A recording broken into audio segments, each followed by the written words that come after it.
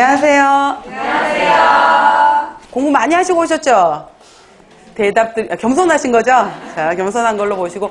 여러분들, 지난주에 우리 시험에 변동사항이 있는 거 아세요? 발표 들으셨어요? 뭐? 문항수. 그죠? 문항수 지난주에 발표가 됐었어요. 그래서, 3월 달에도 그때 한번 얘기한 적이 있지만은, 지금 이번부터, 오늘부터 보시면 8주 수업이 들어가잖아요. 8주로 들어가게 되는 거고, 예를 들어서 우리 시험이 처음 시작이 됐던 것이 2007년이었어요. 그러면 2007이었으면은 시험에서 나올 때는 그 2008년 이제 임용 이렇게 해서 나오는 거 다음에 거. 여러분들은 2019를 준비하시는 거잖아요. 지금 그런 식이었었는데 2007년도에 나왔던 시험 문제가 지금 문제였어요. 지금. 그러니까 맨 초창기 문제가 우리가 그 2점짜리 문제로 해서 가로놓기 있잖아요. 그런 문제를 우리가 기입형 문제라고 해서 2점짜리 해당이 되는 거고 간단하게 서술하시오라고 했던 문제가 서술형 문제가 되는 건데 맨 초창기 문제가 1기 때 2007년도 문제가 기입의 서술이었었거든요.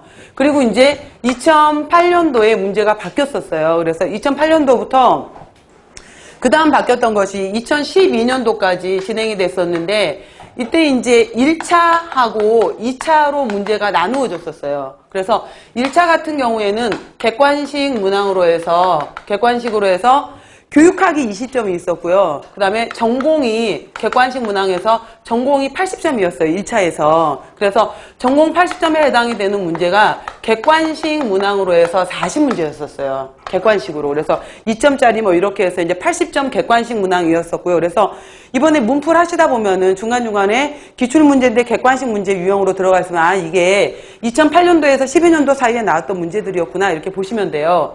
그리고 이제 이 1차 시험이 11월에 있었고요. 2차가 이제 한 달 뒤 정도에 12월에 있었던 거예요. 그래서 2차 시험 볼 때 들어갔던 것이 전공 주관식 문제가 있었는데 주관식 1교시, 2교시가 있었어요. 그래서 각각 두 문항 이렇게 있어서 20점짜리, 30점짜리, 20점짜리, 30점짜리 해서 이렇게 해서 100점이 되는 것이 이제 2차 문제였었거든요. 이렇게 2012년도까지 진행이 되다가 2013년도부터 현재 이제 작년에 해당이 됐었던 2017년도까지가 다시 이것이 우리가 이제 기입형으로 다시 바뀐 거예요. 그래서 예를 들어서 1교시, 2교시, 3교시 이렇게 있었을 때 1교시 같은 경우에가 교육학이 들어가면서 교육학은 논술형으로 들어가게 되면서 20점이잖아요. 논술형에 해당이 되는 20점이 되는 거고 그 다음에 2교시에 해당이 되는 문제가 이제 전공 A라고 해서 우리가 40점에 해당이 되는 문제였었거든요. 그래서 전공 A, 그 다음에 3교시가 이제 전공 B라고 해서 전공 B에서도 40점 이렇게 해서 진행이 됐었었는데 이 틀은 안 바뀌어요. 그래서 A 같은 경우에 해당이 되는 것이 이제 우리가 기입형 그 다음에 서술형 이렇게 얘기하면서 기입형에 해당이 되는 것이 여전히 가로넣기에 해당이 되는 2점짜리 문제 그 다음에 서술형에 해당이 되는 4점짜리 문제 그 다음 전공 B에 해당이 되는 데가 4점짜리 문제가 있었고요 5점짜리 문제가 있었고요 10점짜리 문제가 있었어요.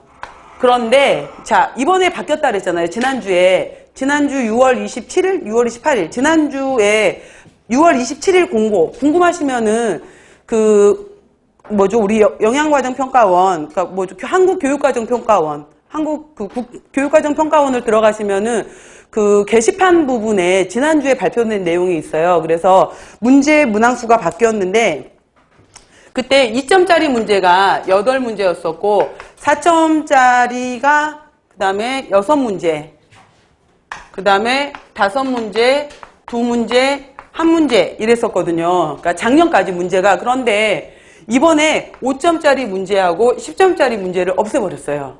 그러니까 10점짜리 문제가 사실 말이 10점이었지 여기 안에 문제가 또 한 3문제 정도씩 들어가 있었잖아요. 3점, 3점, 4점 뭐 이렇게 비중이 또 나눠져 있기도 하고 이랬었는데 그 다음에 밑에 보면 박스로 해서 논리적으로 쓰시오 이런 말이 들어가 있었잖아요. 그런데 그 부분에 해당이 되는 것은 이미 교육학 부분에서 논술 부분에서 검증을 하기 때문에 이건 넣지 않겠다. 이렇게 하게 되면서 이번에 5점짜리, 10점짜리 문제가 없어요. 안 나와요.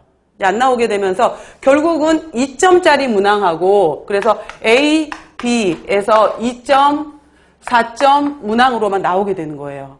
2.4점짜리로 해서 문항수가 나오게 되는데, 이번에 이제 바뀐 문항수가 2점짜리가 4개, 그 다음에 1교시에서 4점짜리가 8문제. 4점짜리가 많아요. 여러분 4점짜리 같은 경우에도 보시면은 가로 넣기 넣은 다음에 또 하나 가로를 넣어놓고 나서 예를 들어서 뭐 기역, 니은, 디귿 이렇게 있는 다음에 1점, 1점. 그 다음에 디귿 같은 경우에 밑줄을 쳐놓고 나서 이거에 대한 설명을 두 개를 말하시오. 그럼 각각의 여기에 대한 설명이 1점, 2점에 대해서 4점 만드는 거잖아요. 그러니까 이것도, 그러니까 서술이라는 것은 뭐 길게 쓸 건 아니지만은 한 줄 정도로 해서는 요점 정리할 수 있는 능력인 거잖아요. 그러니까 어떻게 보면은 10점짜리 문항에서 3점, 3점, 4점 있었던 것을 나눴다고 보셔도 되는 거예요. 그러니까 문항수가 더 많아졌어요. 그리고 B에서는 2점짜리 문제가 2문항, 4점짜리 문제가 9문항이 되면서 전체적으로 이제 2점 문항에 해당이 되는 것이 총 6개, 그 다음에 4점짜리에 해당이 되는 문항이 17문항이 되면서 여러분들 시험 문제가 이제 23문제. 그 전에 이렇게 계산을 했었을 때 21문제였었거든요. 21문제에서 23문제로 늘어난 거예요. 그리고 4점짜리 문제가 많이 늘어난 거예요.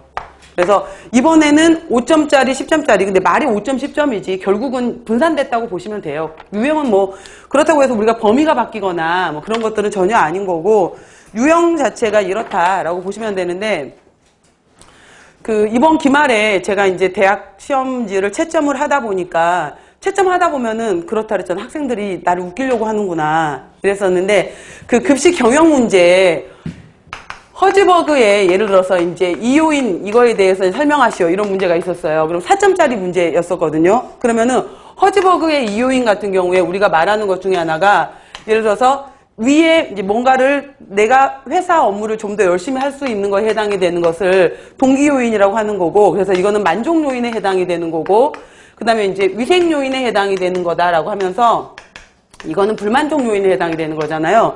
그러니까 이제 위생 요인으로 들어가는 것들이 예를 들어서 뭐 월급이라든지 뭐 작업 환경이라든지 여러 가지 근무 환경이라든지 이거에 해당이 되는 거고 동기 요인은 내 직업에 대한 여러 가지 만족도 이런 거잖아요. 그러니까 내가 월급을 아무리 많이 주면은 불만족은 해결될 수 있지만은 그렇다고 해서 그거 자체가 동기 요인이 되진 않는다. 두 개 요인이 두 개 팩터가 서로 다른 거다라는 거였잖아요. 근데 이거를 이제 써야 되잖아. 그럼 4점짜리 문제였어요. 그러면은 제가 답을 체크를 할 때는 4점을 다 주려면은 첫 번째 허즈버그의 이 요인을 정의를 내릴 줄 알아야 돼. 이 요인은 동기 요인과 위생 요인으로 나누어진다. 라는 말이 들어가는 거. 그러면 이제 2점을 줄 거야. 1점, 1점, 2점을 줄 거고. 그 다음에 이거에 대해서 설명을 하시오라고 했잖아요. 그러면은 위생 요인에 해당이 되는 것은 뭐 월급이라든지 여러 가지 작업 환경이 있지만은 이것이 높아진다고 해서 불만족은 해소가 되는 불만족은 해소가 되지만 동기 요인이 되진 않는다. 이런 내용이 들어가야 되잖아요. 근데 이제 이 학생이 답을 써놓은 게 뭐라 써냐면요. 불만족인들 동기가 될 수 없고 동기인들 불만족이 될 수 없다. 이렇게 써놓은 거예요, 답을. 그래서 아버지를 아버지라 부를 수 없고 형을 형이라 부르지 못하니 도대체 얘를 점수를 몇 점을 줄 것인가. 그래서 점수 안 줬어요, 2점. 그래서 결국은 그냥 이 내용은 알고는 있지만은 이걸 정확하게 설명을 못한 거잖아요. 그럼 4점 중에 2점만 주는 거예요. 그나마 이제 부분 점수는 준 거지. 부분 점수에 해당이 되는 2점은 줬지만은 전체적으로 이 학생은 나중에 나는 얘기하지 않았느냐 이럴 수 있잖아요. 그러니까 여러분들 이제 이거 문제풀이 반을 공부를 하실 때 선생님들이 다들 얘기했겠지만은 4월달, 5월달의 경우에는 여러분들이 이제 이론 수업을 들으시면서 정리를 이런 내용이 있구나. 식사요법에 전체적으로 이런 흐름이 있구나라는 이제 이론을 정리하셨잖아요. 6월달에 얼마나 공부를 많이 했겠어. 이제 다 외웠잖아.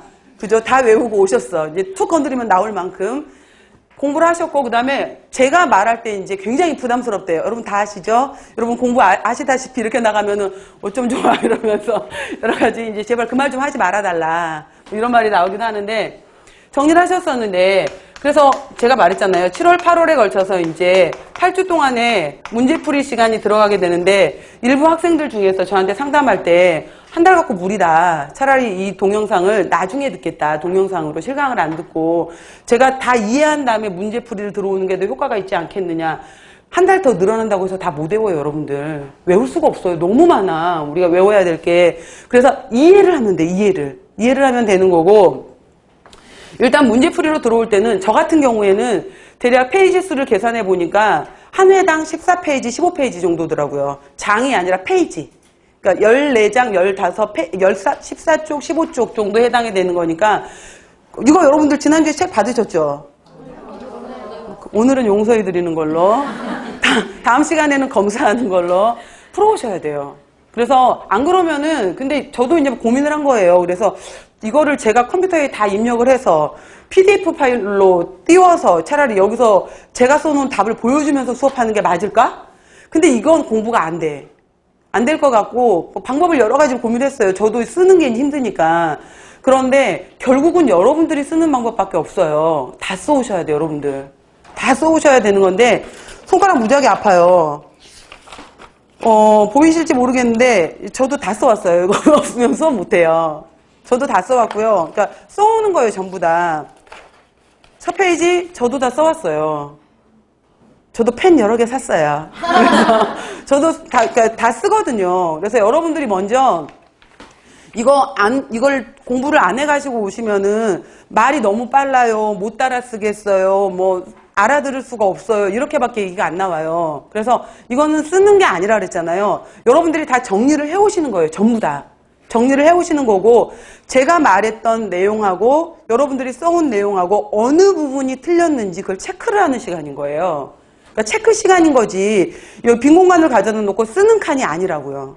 쓰는 시간이 아니기 때문에 복습 못해도 돼요. 차라리 복습은 못해도 되니까 다음 시간 들어갈 걸 무조건 예습을 해와야 돼요. 다른 과목들도. 그래야지 이게 효과가 있는 거지. 안 그러면은 빈칸 답 채우다 가는 거라니까요.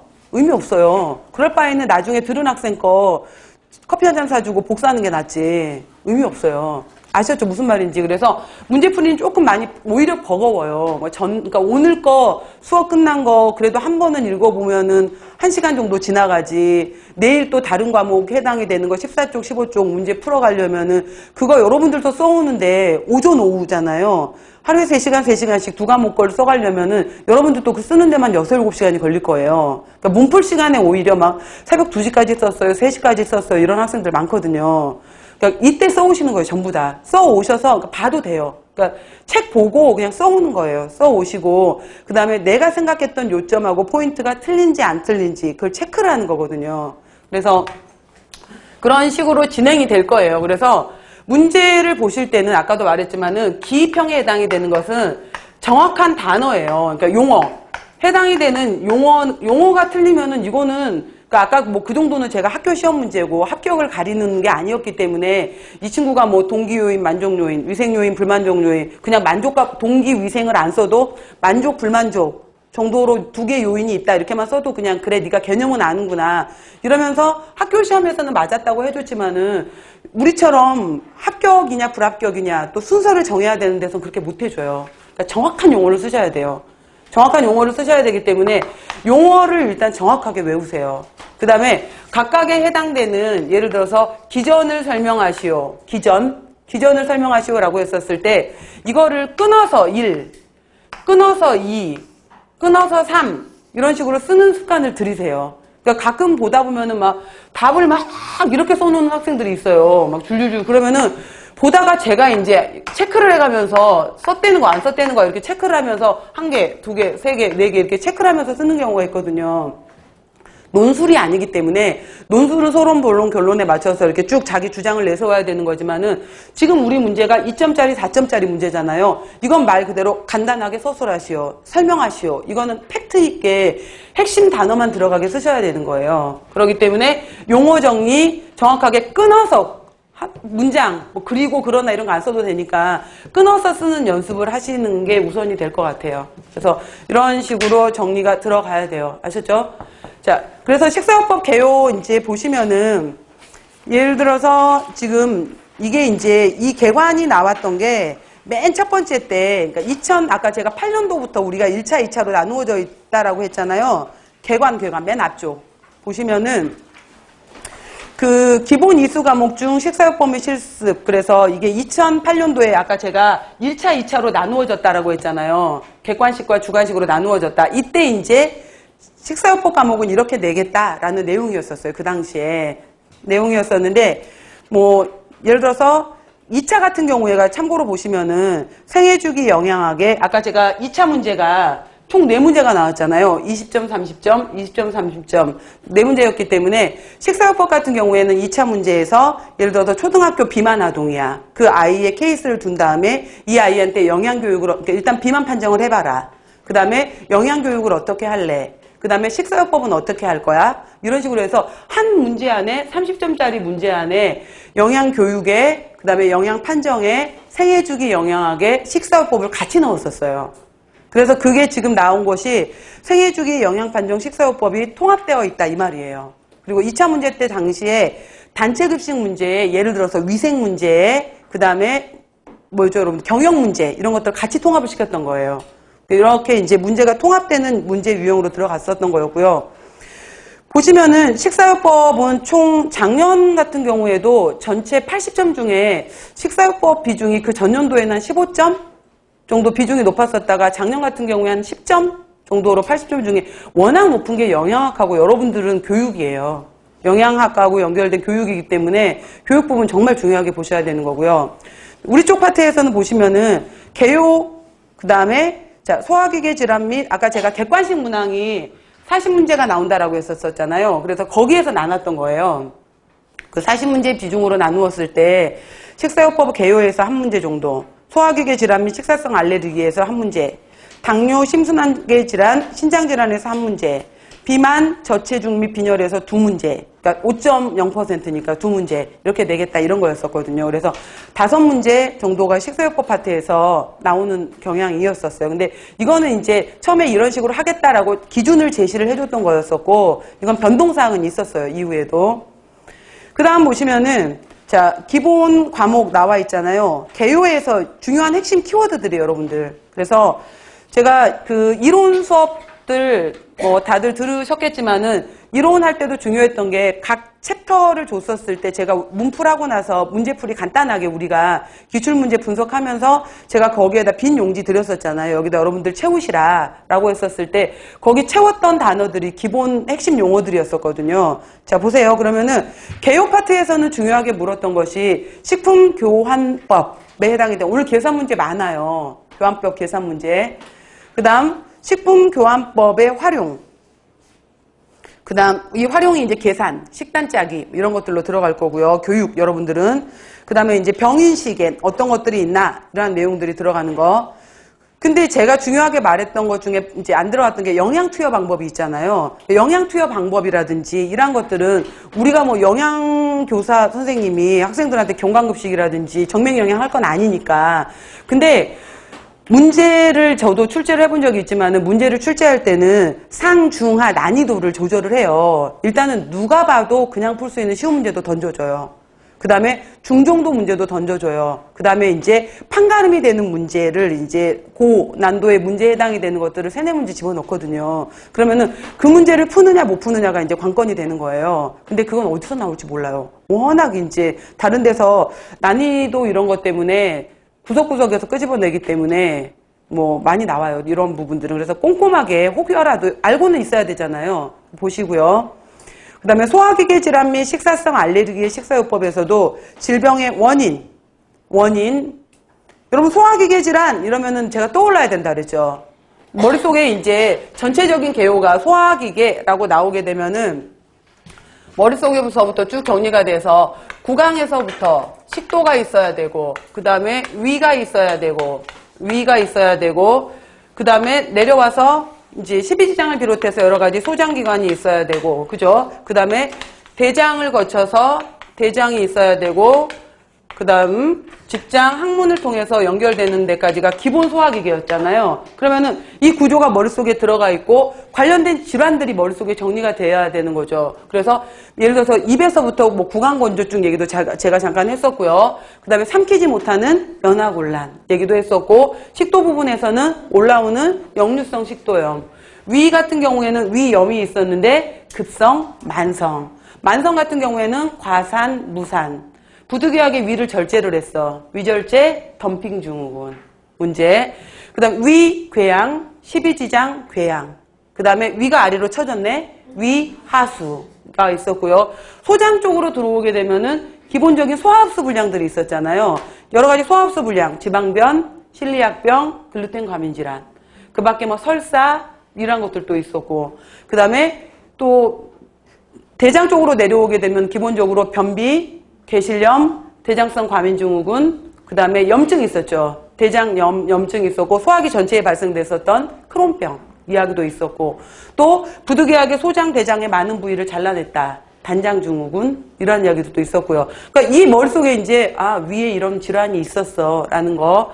그 다음 들어갔던 게 간이었잖아요. 간에 관련된 질환이 있었고, 그 다음에 담낭이 있었죠. 그 다음에 위 뒤로 해서 췌장이 있었죠. 췌장.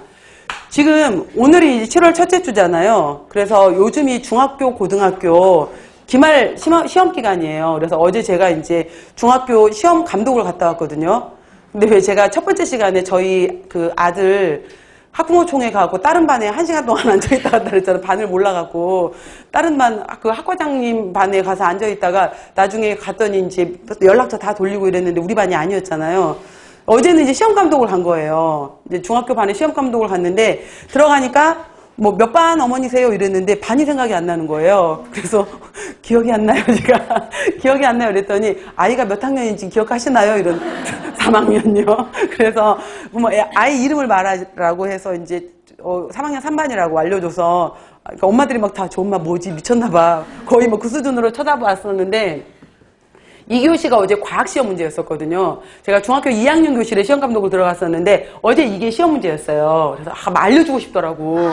나가서 얘들아 막 이러면서 알려주고 싶은데 어제 시험 문제가 이제 간, 그 다음에 담낭, 그 다음에 위, 그 다음에 여기 뒤쪽으로 췌장, 그 다음에 12지장 있으면서 가, 나, 다, 라, 마 이렇게 써놓은 거예요. 그림으로 그려놓고 나서 다음 중에서 그 기능이 옳은 것을 찾으시오.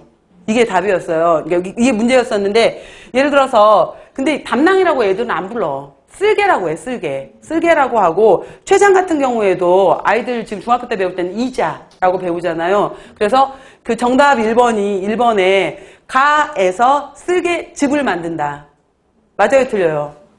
왠지 틀린 것 같지? 맞잖아. 담즙 만들잖아. 근데 저도 이거 틀렸는데 그 아이가 1번에다가 딱 체크하는 거였어. 아이고 얘 공부 안 했네. 생각해보니까 쓸개즙이 담즙 맞더라고. 그래서 용어가 이제 틀리니까 저도 순간 착각을 했던 거예요. 그런데 이런 게 이제 시험 문제로 나오는 것도 있었고, 그 다음에 이제 심장 문제 물어보면서 온몸순환 있잖아요. 좌심실, 대동맥, 모세혈관, 대정맥, 우심방. 들어가는 그게 이제 서술형 문제로 해서 5점짜리 문제 이런 것도 나오면서 이게 중2 수준이에요, 여러분들. 중2에 해당이 되는 이미 다 배웠다는 여러분들. 다 검정고시 출신이죠? 자, 그래서 이러한 내용들이 있었었는데 이 기관에 대해서 알고 있으면서 그러니까 이제 머릿속에 간 같은 경우에도 어떤 질환이 있는지 그래서 간, 담낭, 췌장 그 다음에 여기 관련된 내용들이 바로 소화기계 파트에 다 들어가요. 소화기계로 들어가는 거고요. 그 다음 당뇨, 심순환기계, 신장질환 내용이 워낙 많잖아요. 당뇨 파트, 그 다음에 심장 파트 그럼 뭐가 떠올라야 돼요? 심장 부분에서 우렬성 심부전, 허혈성 심장질환, 그죠? 허혈성 심장질환의 대표적인 두 가지, 협심증, 심근경색 있었죠. 그 다음에 혈액으로 들어오면 어떤 질환이 있었어요? 혈관에 고혈압, 저혈압, 혈액 성분에 이상이 있었던 이상지질혈증. 그죠? 동맥이 굳어져가, 동맥경화. 이런 것들이 전부 다 심혈관계, 심순환기계 질환에서 나왔던 내용들이었죠. 그 다음 보시면 신장질환 같은 경우에는, 자, 비뇨기계는 뭐였어요? 비뇨기계. 신장, 수뇨관, 방광, 요도였죠. 근데 그 중에서 신장만, 키드니만 보겠다 이거였었잖아요. 그래서 염증이 있었던 것은 사구체 신염이었었고, 투과성에 문제가 생겨서 부종이 발생됐던 신증후군이 있었고 거르지를 못해서 노폐물이 쌓이는 신부전. 신부전 말기에 도저히 안 돼. 혈액투석, 복막투석. 그래도 안 돼. 이식. 이거와 전혀 별개로 신장에 돌이 생겨. 신결석. 이런 식으로 해서 정리가 돼야 되는 거고요. 비만, 저체중 같은 경우에는 특히 요즘에 이제 초등학교 비만, 중고등학교의 비만, 또 여중생, 여고생들의 거식증, 폭식증 관련되면서 식이이상 문제들이 계속 나와요. 그래서 이건 영양교육 문제로 해서도 나오고, 그 다음에 여러 가지 판정 문제로 해서도 잘 나오는 파트라는 거. 난 빈혈 같은 경우에도 제가 생애주기 연결돼서 영유아기, 그죠? 그러니까 임신수유부부터 시작을 해서 영유아기, 아동기, 청소년기, 성인기, 노년기 각각의 빈혈들이 있었잖아요. 워낙 잘 나와요, 빈혈 부분도. 그래서 이러한 내용들, 원인, 종류, 증상, 진단이 있기 때문에 영양 판정이 들어가는 거예요. 판정, 식사요법 이러한 내용들이 있다 보시면 되고요. 다음 문제 볼게요. 그리고 제가 그 학생 이제 분들한테 그 제안을 많이 들었던 것 중에 하나가 말 좀 천천히 해라. 못 알아듣겠다. 그랬었는데 제가 이번 이론 수업할 때 막 기분이 너무 좋았나 봐요. 제가 생각해도 미친 듯이 말을 했더라고요. 막 말이 너무 잘 나와. 그래서 미쳤나 보다. 이런 생각이 들 때가 있었는데 하여간 앞에 계신 분들은 두 분 계속 앞에 계실 거지. 그래서 제 말이 빨라지면은 이렇게 손을 들어서 워워워 이러면서 한번 조절을 해주세요. 제가 조절을 못할지 모르니까. 그래서 가능하면 이제 이게 문제풀이 시간이다 보니까 또박또박 핵심 단어 놓치지 않고 설명하는 걸로 할게요. 자, 유형을 먼저 볼게요. 그때 이제 학교 그쪽에서 출제를 이런 식으로 내겠다라고 했던 내용이었었는데 1차 문제 같은 경우에 보시면은 그러니까 기본 문제들 다 연결이 돼요. 소아당뇨에 해당이 되는 서술 중 가로 안에 들어갈 적당한 말 그랬죠. 자, 소아당뇨 어린이가 가벼운 저혈당 증세를 보일 때 단순당, 우리가 이렇게 기입형 문제를 바꾸겠다라고 하면은 그냥 단순당 가로 첫 번째 걸 기억, 두 번째 자리를 니은 하면 되는 거예요. 그러니까 문제는 얼마든지 그냥 바꿀 수 있는 거기 때문에 그러면은 당뇨 어린이가 가벼운 저혈당을 보인다. 그러면 이 문제를 봤었을 때 여러분들이 정리가 되어 있어야 되잖아요. 기본적으로 일반적으로 혈액의 혈당은 몇이에요? 얼마가 정상이에요?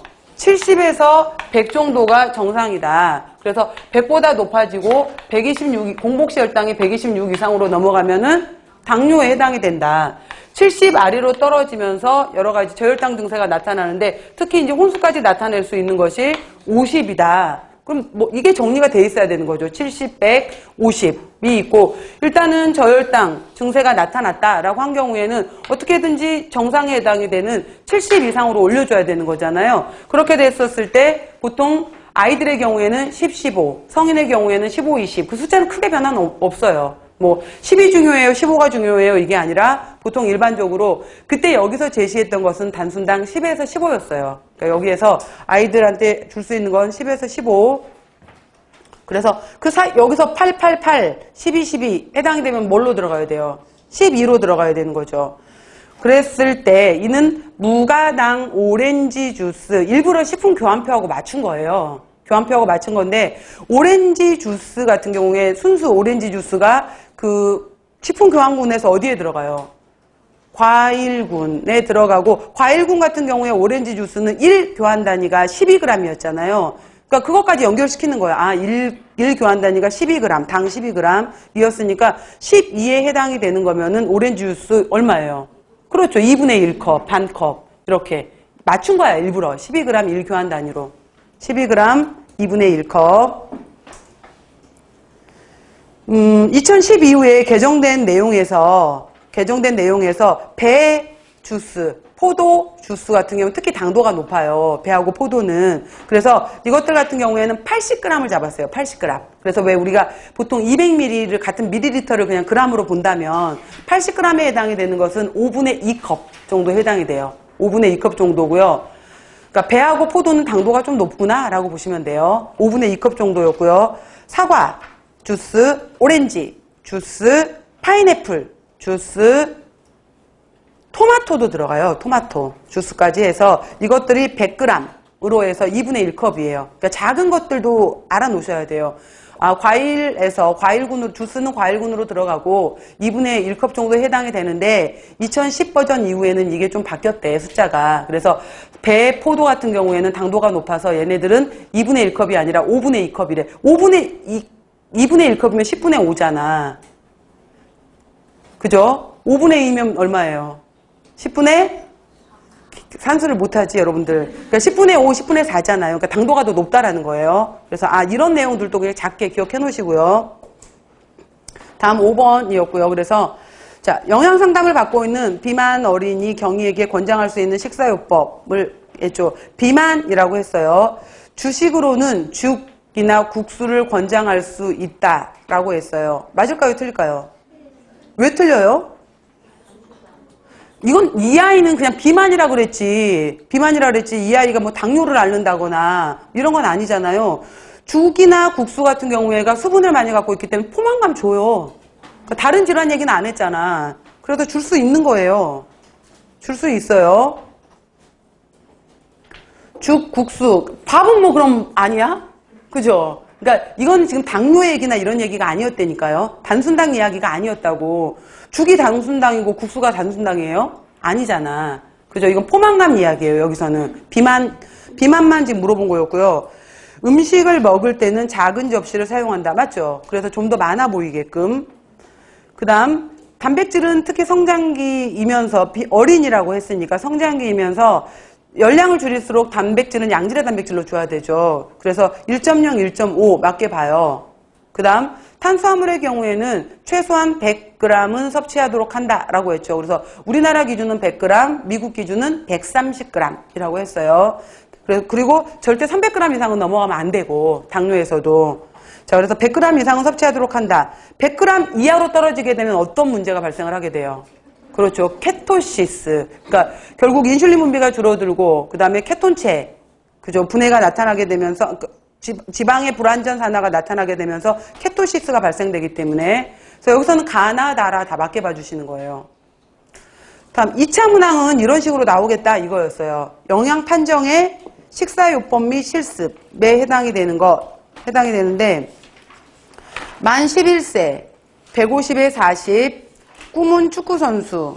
그 다음에 시간이 날 때마다 친구들과 축구를 하면서 놀았고 방과 후 기운이 없어지고 축구를 하던 중에 기운이 없어지고 메스꺼움을 느꼈고 힘없이 주저앉았다라고 했고요. 자, 의식이 없는 상태에 땀을 지나치게 많이 흘렸다. 그 다음에 지수는 제1형 당뇨병으로 진단을 받았고 자, 혈액검사 결과표를 아래 알려줬어요. 그래서 5% 포도당과 레귤러 인슐린, 칼륨인 등이 정맥으로 주입됐다. 그러니까 전해질이죠. 전해질들을 공급을 해준 거고요. 그 다음에 인슐린 주사 교육과 식사 관리에 대한 영양 교육을 받고 퇴원했다. 학교에서도 영양교사에게 본인이 제1형 당뇨가 있다는 걸 알렸다. 본인의 점심 식사와 간식량에 대해서도 영양교사와 상의하기를 원했다라고 했어요. 자, 여기서 인슐린이라고 했잖아요. 뭐 그건 특히 중요하지 않다라고 했어요. 인슐린의 그냥 종류가 여러 가지가 있는데 속효성도 있고, 그러니까 즉시 초속효성이라는 것도 있어요. 초속효성이라고 해서 주사를 맞자마자 즉시 발현되는 것도 있고, 그 다음에 속효성이라는 것도 있고, 뭐 중간형이라는 것도 있고요. 지속형이라는 것도 있고요. 그 다음에 이것들 두 개를 혼합시켜서 혼합형이라는 것도 있어요. 근데 이러한 인슐린의 종류를 외우는 게 중요한 게 아니라 그랬잖아요. 중요한 게 아니라 이 사람의 혈당 정도에 따라서 하루의 흐름에 따라서 주사제를 정하고 주사제를 정했으면은 그 시간에 맞춰서 식사를 제 시간에 하는 것이 옳고 맞다라고 했잖아요. 식사를 제때하는 거. 자, 밑에 볼게요. 여기서는 정상 범위를 알려줬어요. 자, 정상 범위 숫자는 너무 연연하지 말라 그랬어요. 그 1, 2 정도 오차 범위는 교재마다 책마다 병원마다 수치가 조금씩 다를 수 있다라고 했어요. 자, 여기서는 정상 범위를 알려줬는데 헤모글로빈 수치를 12, 16으로 봤고요. 11 약간 떨어져 있죠. 헤마토크릿 36, 38%. 자, 일단은 제일 중요한 게 포도당 농도죠. 글루코즈 농도를 65, 110까지 정상으로 봐줬는데 340이 나온 거예요. 월등하게 높죠. 일단 글루코즈 체크해 놓으시고 포도당 수치가 너무 높은 거. 콜레스테롤은 정상 범위에 들어가 있고요. 그 다음에 맨 밑에 나와 있는 ALT, 알라닌 트랜스아미나제. 이거는 다른 이름으로 뭐예요? GPT, 알라닌이 피루베이트였잖아요. GPT였고 또 병원마다 바로 옆에 AST 같은 경우에 아스파르테이트는 뭘로 바뀔 수 있어요? 그렇죠. 옥살로 아세테이트였으니까 GOT였었어요. 그냥 꼭 안 외워도 되는 거지만 숫자적으로는 보통 40 아래 정도가 정상 범위였었어요. 그러니까 뭐 40 아래, 37 아래. 그래서 20 나와 있고요. 그 다음에 BUN, 블러드 유레아 나이트로젠 값이 좀 높죠. 자, 탈수, 이럴 수 있어요, 이 아이는. 탈수 때문에 소변이 농축이 되면서 BUN 값이 높아질 수 있었거든요. 크레아티닌 농도도 지금 소변 배설 못하고 이러면서 1.3으로 정상 범위긴 하지만은 최고 위잖아요. 높아져 있는 상태고요. 나트륨도 약간 높아져 있는 상태. TG 정상, 그 다음에 MCV 같은 경우에도 뭐 정상이지만 약간 아까 헤모글로빈 수치가 좀 낮았잖아. 그죠? 12, 16인데 11로 낮았죠. 그런데 MCV 같은 경우에 약간 낮은 쪽이죠. 그 다음 칼륨, 염소, 그 다음에 HDL. 자, 여기에서 2차 문항 개발, 여기에서 말하고 싶었던 것은 헤모글로빈이었던 거예요. 헤모글로빈 A1C. 그래서 헤모글로빈 A1C에 해당이 되는 것이 6 내지 8.5가 정상인데 11까지 올라가 있다라고 했어요. 자, 일반적으로 대한당뇨병 학회, 우리나라 대한당뇨병 학회에서는 이 헤모글로빈 A1C 값이 얼마가 되는 게 목표였어요? 6.5. 6.5. 그러니까 6에서 7까지, 여기 책에서는 지금 6에서 8까지라고 했는데 보통 6.5를 목표로 잡아요. 대한당뇨병학회에서는. 미국 당뇨병학회가 ADA거든요. 아메리칸 다이어티 어소시에이션에서 ADA인데 미국 당뇨병학회는 7% 이하를, 7.0 이하를 목표로 잡아요. 7 아래를. 그래서 지금처럼 7이 목표예요. 6.85가 정상이에요. 6 내지 8.5 나와 있었잖아요. 이렇게 안 묻는다니까. 시험 문제 낼 때는 아예 지금처럼 11, 뭐 12 이렇게 월등하게 높아버려요. 애매하게 8, 7 이렇게 안 줘요. 숫자는. 그런 걸로 걱정하시지 마시고요. 자, 넘겨보세요. 일단 2차 문항 개발에서 아까 2차 문제가 여러분들 30점짜리 문제 이렇게 막 나왔었잖아요. 그러니까 저는 이제 이거를 나온다라는 게 이러는 거예요. 제가 이제 아까 저희 아이들도 시험 기간이라 그랬잖아요. 작년 거 기출문제 풀어봐 라고 해요. 그거 풀 필요 없어 이래. 왜? 똑같이 안 나오잖아. 맞잖아요. 기출문제가 똑같이 안 나오잖아. 그럼 안 풀어도 된대요. 그럼 뭐라고 할 말이 없는 거야. 근데 그게 아니잖아요. 기출문제 왜 풀어봐요 여러분들? 경향도 봐야 되잖아. 그래서 경향도 보고 난이도도 보고 이 문제가 어떻게 나오는지를 봐야 되는 거잖아요. 그 다음에 똑같이 안 나와 라고 하더라도 중요하기 때문에 그 파트는 반복이 되는 거예요. 그래서 보는 거야 기출문제는. 그래서 같은 문제가 계속 반복이 된다니까요. 반복도 될 뿐더러 난이도를 보는 거예요. 어떻게 말을 꼬았는지. 그 다음에 이거를 서술형으로 써야 될지 단답형으로 써야 될지 핵심 용어를 뭐를 써야 될지 이거를 정리하기 때문에 기출문제를 보는 거예요. 흐름을 보는 거거든요. 자, 볼게요. 1번 보시면은 BMI를 계산해라. 자, 적정 체중인지 아닌지를 판정하기 위한 방법을 설명해봐라 라고 했죠. 150에 40kg이라고 그랬으니까 일단은 BMI 자체를 계산하게 되면은 1.5 제곱분의 40이잖아요. 1.5 제곱분의 40 계산하면은 17.8이에요. 근데 여기 지금 아까 어린이였잖아. 그러니까 단순히 성인에서처럼 18.5에서 23까지가 정상이고 25 이상이면 비만, 그 아래면은 저체중 이렇게만 내리면 안 돼요. 여기는 어린이 청소년이기 때문에 그래서 여기는 이 경우에는 BMI를 계산한 다음에 한국 소아과 학회에서 제시한 체질량 지수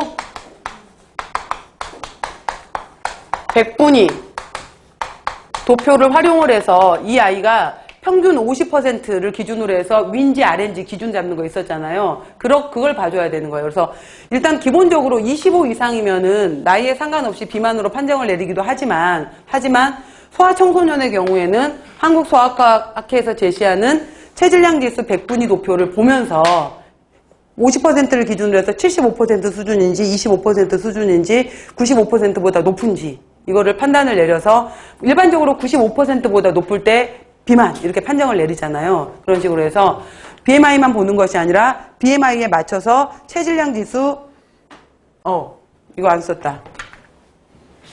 연령별 나이에 따른 연령별 100분위 자료 자료 도표 자료 이걸 확인하면서 나이에 따라서 연령별 그래서 체질량 지수 연령별 100분위 자료를 보면서 그 기준에서 이 아이가 어느 퍼센트에 들어가는지를 봐야 된다라는 내용이었고요.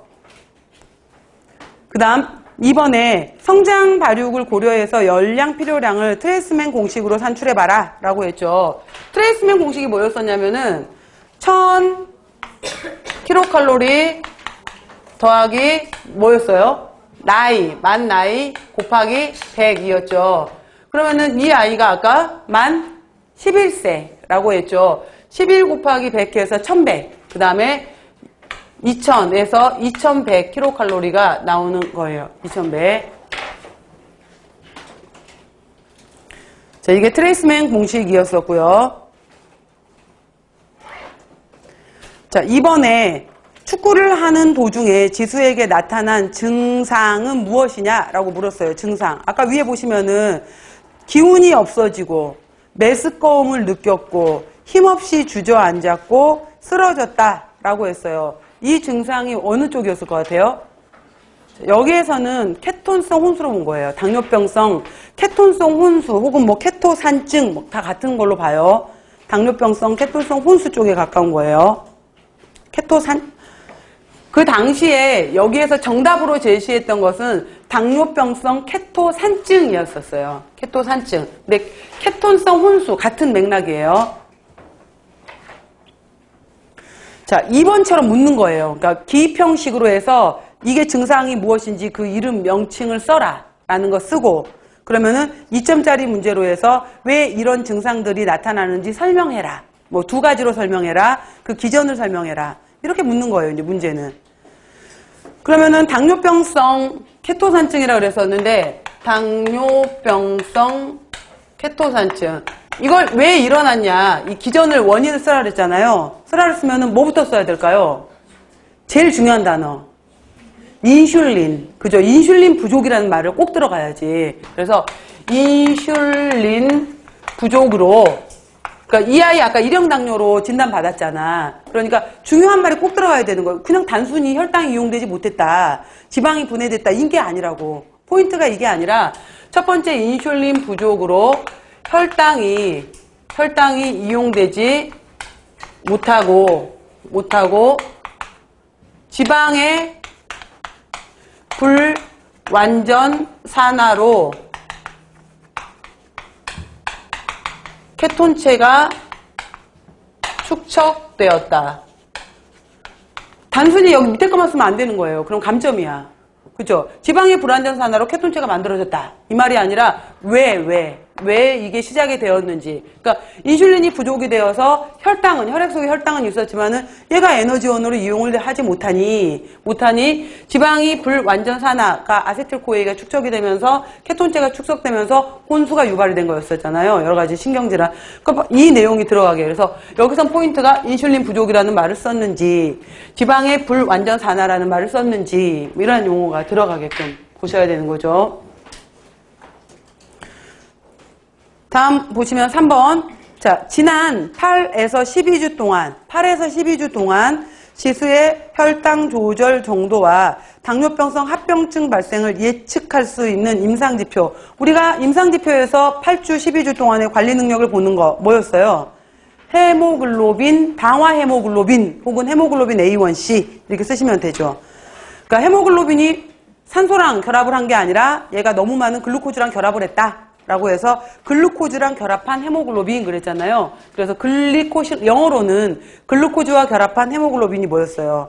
글리코실레이티드 헤모글로빈. 그러니까 당화, 영어 이름 안 써도 돼요, 여러분들. 그죠? 당화 헤모글로빈. 혹은 용어로는 뭐예요? 헤모글로빈 A1 자리에 결합을 하더라 라고 해서 A1C라고 하는 거예요. 그러니까 이거는 이제 헤모글로빈도 막 구조에 위치가 있었을 거 아니야. 위치에 따라서 얘네들이 포도당하고 결합하는 위치가 A1 자리였다라는 거래요. A1C 이런 것들. 자, 이번에 이 수치가 지수 연령에서는 얼마 이상이면은 혈당 조절 불량 상태라고 판정할 수 있는가? 여기에서는 그때 기준으로 줬던 것이 8%였었어요. 8%. 자, 3번 보시면은 이 수치가 아주 높은 상태에서 운동을 심하게 하면은 어떤 문제가 일어날 수 있는지를 설명해봐라. 2점이었어요.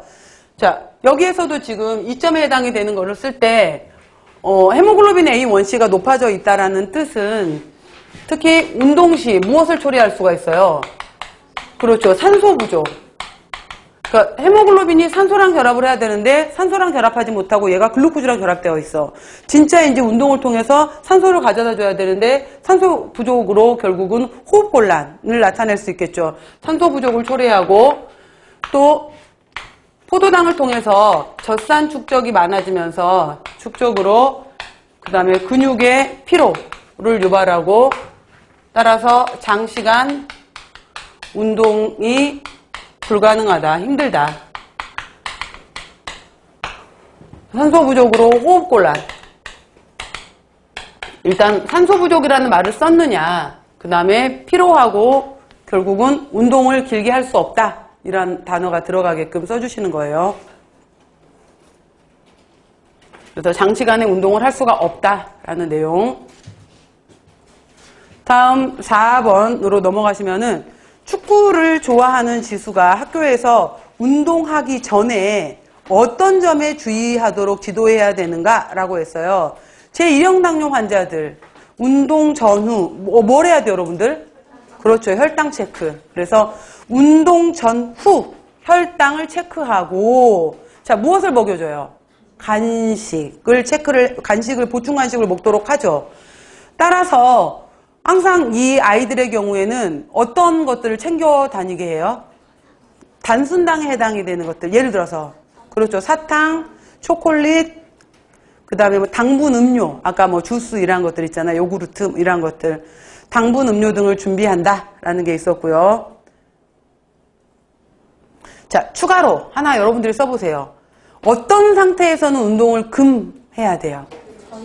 4가지 정도 써보세요. 어떤 상태에서는 이 경우에는 이 아이는 운동시키면 안 돼. 오늘은 하지 마 라고 할 수 있는 거. 자, 1번 뭐예요? 공복 상태. 공복 상태. 2번 혈당이 너무 높아. 체크해 봤더니 얼마 이상일 때? 250 이상일 때. 3번 이미 케토시스 증상이 나타나고 있어. 토할 것 같고 메스껍고 힘이 없고 막 이런 케토시스 증상이 있을 때. 마지막 4번 얘 인슐린 주사 맞는다 그랬죠. 인슐린 주사 최대 작용 시간일 때. 급격한 저혈당에 빠져버릴 수 있잖아요. 최대 작용 시간일 때.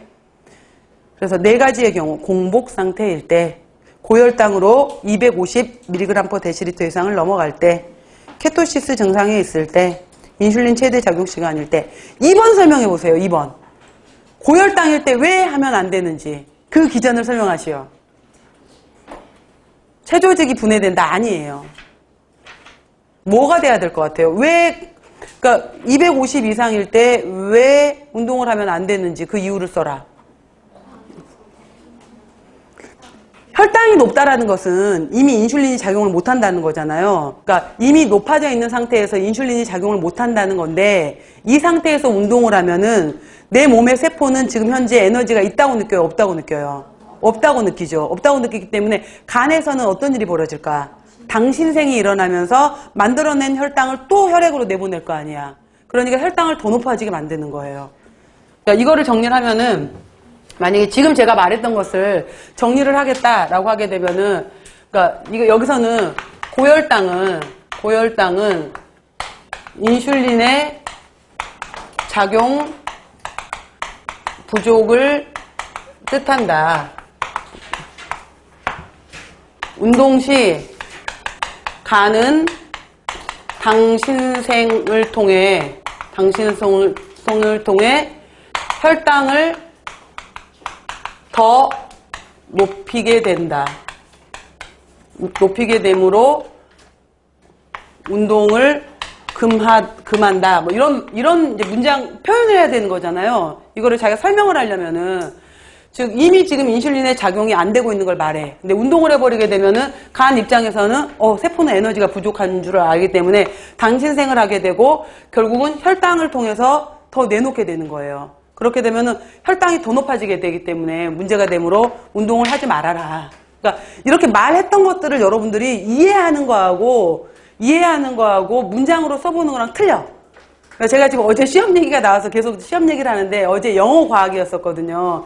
근데 영어가 이제 중3 같은 경우에는 그러니까 올해부터 영어 점수가 이제 90점도 A, 그러니까 89.5도 A, 100점도 A예요. 어차피 A는 똑같은 점수로 들어가기 때문에 뭐 이제 이것들이 너무 저희 딸 같은 경우도 어디 과학을 쫄딱 망해갖고 왔는데 괜찮아. 중간고사를 잘 받았으니까 이렇게 저렇게 합치면 그래도 A는 될 거야. 뭐 이런 식으로 점수를 70점을 맞았는데 너무 당당한 거예요. 뭐 그래서 이제 영악해지면서 계산까지 하더라고. 이제 그런 게 있기는 한데 이거를 한 아이 같은 경우에 이제 외고를 준비한 아이였었는데 영어를 쫄딱 망한 거예요. 서술형 문제를 다 틀렸어. 거의 다 틀렸는데 뒤에 뭐 이게 이제 뭐 it 그러면은 become이라는 단어가 들어갔었을 때 이게 단수 취급을 했기 때문에 뒤에 이제 s가 들어가야 되는 becomes 뭐 이렇게 들어가야 되는 건데 얘 안 써서 틀렸어. 그 다음에 복수에 해당이 되는 거 안 써서 틀렸어. 시제에 해당이 되는 거 안 맞춰갖고 틀렸어. 다 틀린 거예요.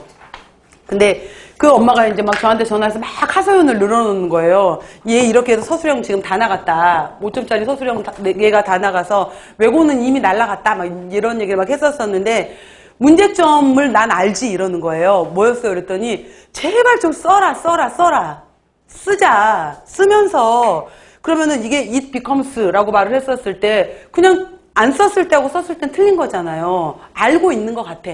알고 있는 것 같은데 막상 써봐야지 내가 이 시제에 ed를 붙였는지 안 붙였는지 과거형을 썼는지 안 썼는지 s를 붙였는지 안 붙였는지를 문장을 써놓고 봐야지 체크를 하는 거잖아요. 안 쓰면 모른다니까 여러분들. 그러니까 많이 힘드시더라도 계속해서 이걸 쓰는 것을 그러니까 이게 머릿속으로 정리하는 거랑 문장을 내가 써보는 거랑은 틀려. 그러니까 그래서 쓰라는 거예요. 그다음에 핵심 키워드만 쓰지 말고 키워드를 통해서 내가 문장을 직접 만드는 연습을 계속 하셔야 돼요. 그래서 의미 전달이 되는지 불만족이 만족이 되지 아니하고 이렇게 쓰면 안 된다니까. 그리고 정말 채점하다가 진짜 화났던 거는 이거는 나한테 글을 읽으라는 거야. 해석을 하라는 거야. 너무너무 악필인 거예요. 막 엉망진창이야. 막 가다가 막 찍찍 긋고 막 해놓고 나서 또 쓰고 가다가 막 찍 긋고 막 화살표 이렇게 해놓고 내가 걔 거 채점하다가 확 다 없애버리고 싶었었는데 문제는 다 맞은 거예요. 그래서 35점 만점에 그 객관식 문항 20개, 주관식 15점 다 맞았어. 그래서 35점 만점이긴 해. 근데 글씨가 악필이야. 그래서 진짜 읽는데 다른 애들보다 한 3배 정도 심혈을 기울여서 읽다가 너는 악필이라서 감점 이렇게 하고 싶은 거예요, 정말. 그 심정이었었는데. 그래서 사법고시, 이게 이제 지금은 다시 이제 로스쿨 가면서 변호사 시험으로 바뀌긴 했지만은 사법고사 시험 볼 때 2차에서 여자들이 많아졌던 이유가 쓰는 거였던 거예요. 글씨 잘 써서. 깔끔하게. 그러니까 일단 채점할 때는 글씨 엉망이면은 확 나가버려요. 그러니까 좀 깔끔하게 쓰시면서, 근데 뭐 여자고 남자고를 떠나서 심하다. 발로 써도 되겠다. 이런 생각이 들 때가 있거든요. 그러니까 쓰시고 표현 정확하게 하시고 핵심 키워드 들어가고, 그러니까 이걸 계속 연습을 하셔야 돼요. 자, 다음 보시면은 지수의 경우에 제일 중요한 식사 관리 방안은 무엇인지 서술해라 라고 했잖아요. 그럼 아까 제 1형 당뇨 환자에서 제일 중요한 건 뭐였어요? 그렇죠. 인슐린 종류에 따라서 식사와 간식 배분을 잘 맞추어서 조절한다. 인슐린 종류에 따라서 식사와 간식 배분을 잘 맞춘다. 그러니까 인슐린 종류라는 말, 식사라는 말, 이 말이 꼭 들어갈 수 있게끔 하라는 거예요. 그 다음 혈당 관리가 제대로 되지 않았을 경우에 생길 수 있는 합병증을 서술하시오 라고 했잖아요. 자, 저도 이거 어제 정리하면서 다시 한번 고민했었는데 일반적으로 우리가 그냥 당뇨의 합병증을 얘기할 때 급성 합병증과 만성 합병증으로 나누잖아요. 그랬을 때 급성 합병증 같은 경우에 3가지를 얘기하잖아요. 그래서 일단은 저혈당증에 해당이 되는 것을 다른 말로 뭐라 그래요? 인슐린 쇼크에 해당이 되는 거고, 두 번째가 아까 당뇨병성, 아까 이 아이가 나타났었던 케톤성 혼수 혹은 뭐 케토산증 이렇게 해도 되는 거고요. 세 번째가 비케톤성 고삼투압성, 그러니까 고당뇨였었잖아요. 말 그대로 혈당 자체가 600, 1200까지 올라간다 그랬잖아요. 고삼투압성 혼수가 있었는데 이거는 지금 이 아이였잖아, 아이. 얘가 어린이였잖아요. 굳이 안 써도 될 것 같아요. 그죠? 이거는 어린이가 아니라, 그러니까 이런 게 있는데, 이 문제에 맞춰서 이 경우가 지금 어린이에 해당이 되는 경우였기 때문에, 얘는 안 써도 될 것 같아. 그러니까 있는다라는 건 알지만, 얘는 안 쓰는 게 맞지 않을까, 이 생각이 들어요. 그 다음에 만성합병증 같은 경우에는 나타났던 것이, 이제, 일단은 혈관계 질환이 나타났었죠. 혈관계 질환으로 나타나게 되면서 이제 미세혈관도 나타나고 그 다음에 대혈관도 나타나게 되죠. 그래서 미세혈관으로 나타나는 것이 당뇨병성 뭐였어요? 계속해서 사고체를 건드려. 그래서 당뇨병성 신장질환. 그래서 신장질환을 일으켰었잖아요. 그래서 우리나라 실제로 그 신장 이식을 받는 사람들의 대부분의 경우에가 당뇨로 인한 합병증인 경우가 실제 많이 발생을 하게 돼요. 그래서 일단은 뭐 미세혈관에서는 당뇨병성 신증도 있게 되고요. 신장질환 해도 되고 아니면은 뭐 당뇨병성 신증 해도 되고요. 당뇨병으로 인한 신증이 있었고 그 다음에 망막, 그죠? 눈에 있는 망막 혈증도 있었고요. 망막 파괴되는 거. 그 다음에 대혈관으로 오게 되면은 그 당뇨로 인해서 발생됐던 대혈관 질환 중에 대표적인 것들이 고지혈증, 그러니까 이상지질혈증이라든지 그 다음에 콜레스테롤 높아졌던 거 여러분 기전 기억나시죠? 그래서 여러 가지 그 콜레스테롤 높아지고 이런 걸로 인해서 동맥경화, 나중에 심하면은 또 뇌로 갔었을 때는 뇌졸중 등등등 여러 가지 대혈관 합병증도 일으켰었어요. 혈관계 질환으로 제가 본 거였고요. 그 다음에 신경 이상을 일으켰잖아요. 건반사 이상. 신경장애를 일으키게 되면서 자율신경도 이상을 일으켰었고, 그래서 여러 가지 신경계 이상, 그 다음에 말초신경, 손끝, 발끝 감각 없어진다라고 했잖아요. 자율신경, 말초신경 장애를 일으켰었던 신경장애.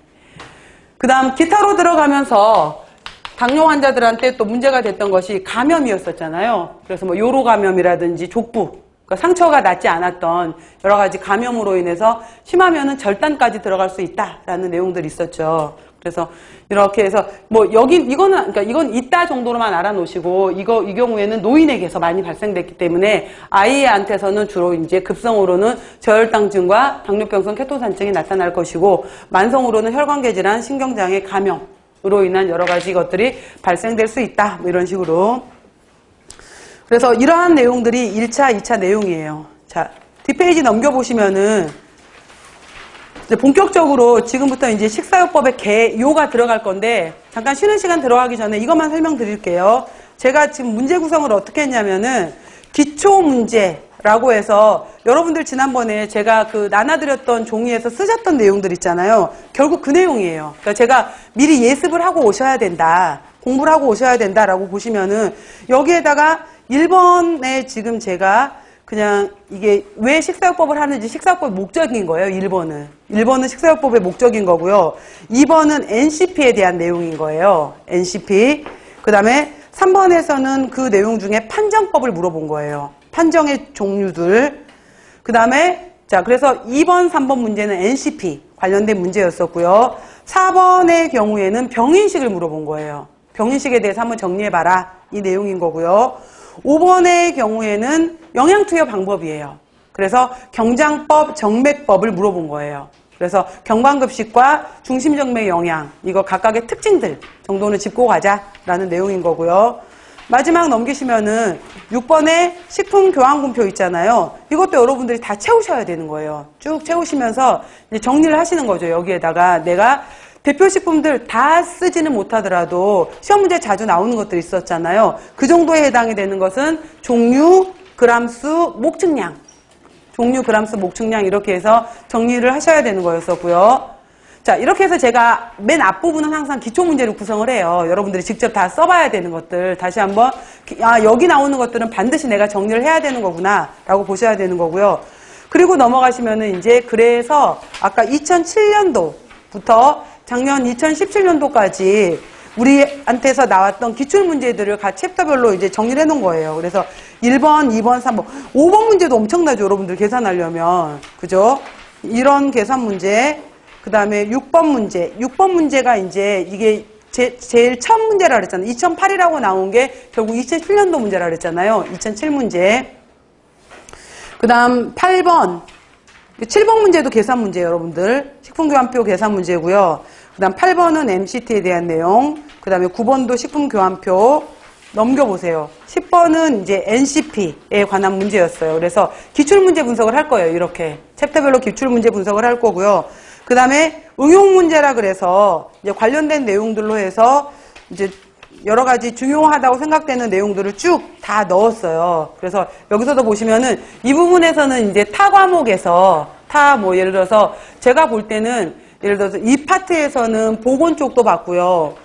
근데 보건 쪽은 일부 겹치는 부분들이 있긴 한데 너무 동떨어진 것들도 많았어요. 그래서 제가 봤었을 때 이 정도는 우리 쪽하고 약간 관련이 있다 싶은 것들만 가져왔거든요. 그래서 보건 쪽도 봤고, 가정 문제도 봤고, 조리 문제도 봤고, 이제 식품 기사 쪽, 식품 제조 가공 쪽도 있는데 그쪽은 이제 조리 쪽 파트에서 봤었었고요. 그래서 그 타 과목 문제들 것까지 해서 응용 문제 파트에서 쭉 다시 한번 정리를 해놨어요. 그래서 기초 문제, 기출 문제, 응용 문제 이렇게 해서 들어갈 거예요. 그래서 여기 페이지에 나와 있는 거를 위주로 해서 정리하도록 하겠습니다. 잠깐 쉬고 들어갈게요. 네.